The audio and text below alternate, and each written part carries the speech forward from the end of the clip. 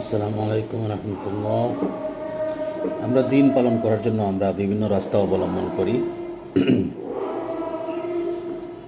কেউ আলেম শিক্ষা করার জন্য মাদ্রাসায় ভর্তি হই, কেউ তবলিগে যাই, কেউ পীর সাহেবের দরবারে যাই, কেউ কোনো সংগঠনে অন্তর্ভুক্ত হই। তো প্রত্যেকেরই উদ্দেশ্য থাকে আল্লাহকে সন্তুষ্ট করা, খুশি করা।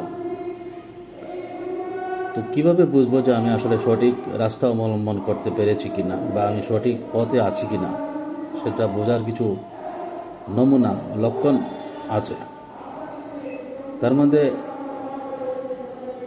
কয়েকটি হলো,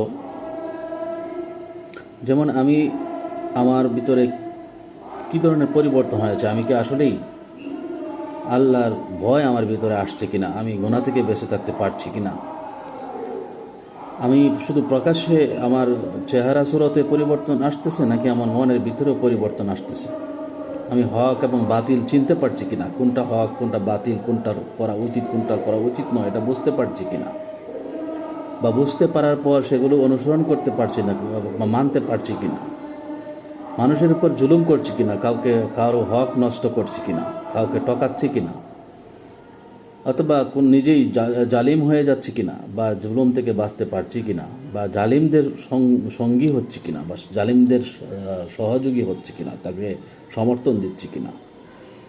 যদি এরকম এই বিষয়গুলো আমাদের লক্ষ্য করতে হবে যে আমি যদি নিজে জালিম হয়ে যাই অথবা কোনো জালিমের সহযোগী হয়ে যাই বা জালিমকে সমর্থন করি, তাহলে আমি সঠিক পথে নেই।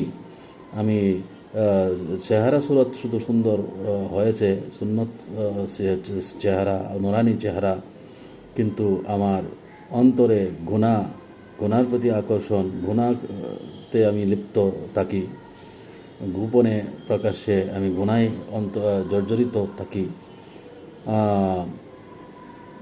আয় রোজগারের ক্ষেত্রে আমি হালাল হারামের পরোয়া করি না, তাহলে আমি বুঝতে হবে যে আমার কোনো পরিবর্তন হয় নাই, আমার রাস্তা সঠিক নাই। অথবা রাস্তা সঠিক হলেও আমি নিজে সেটা পুরো করতে পারছি না, সঠিকভাবে প্রতিপালন করতে পারছি না।